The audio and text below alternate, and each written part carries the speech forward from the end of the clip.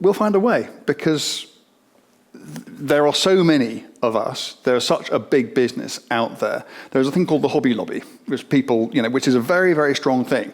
And people don't, like having their fun messed about with, and they tend to get quite noisy. And when people get noisy about anything, then, whether you represent a majority or not, then, quite often people sit up and listen. So I am generally optimistic. I think we have had a wonderful time, but I just don't buy that it's all over.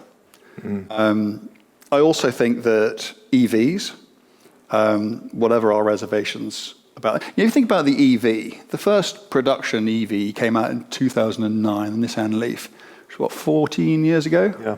Think about 14 years on from the birth of the car, what you had in, whatever that was, about 1899.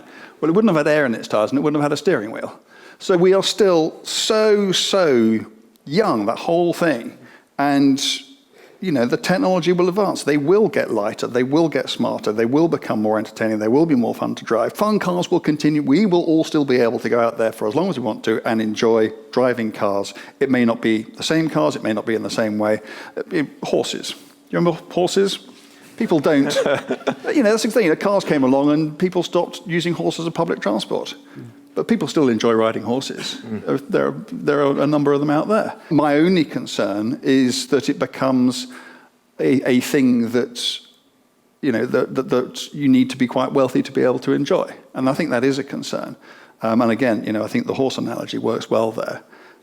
Because, you can do all sorts of things, if you can afford to, to have a horse and run it. And if you can't, then you can't. But, I think people will find a way. I think just that is human nature. If it was humans want to do something, they'll find a way of doing it. And there's always the Cuban model.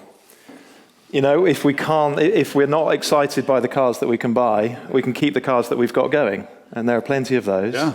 And as you say, update them, stick a screen in them so you can connect your phone and use them daily.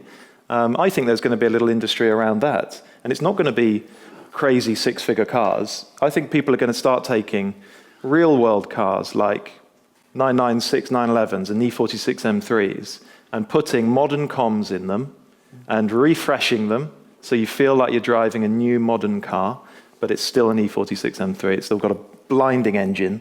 Yeah. I feel quite sunny about it, quite optimistic about it all. It's also, there are people who will tell you that the internal combustion engine is not dead either. It just needs to be emissions free, so you can run it on synthetic fuel or you can run them on hydrogen. I once drove a BMW 7 Series. They had a fleet of these things running around Germany about 20 years ago, and it was a 7 Series and it had a switch there, and one way it was a petrol car and the other way it was hydrogen.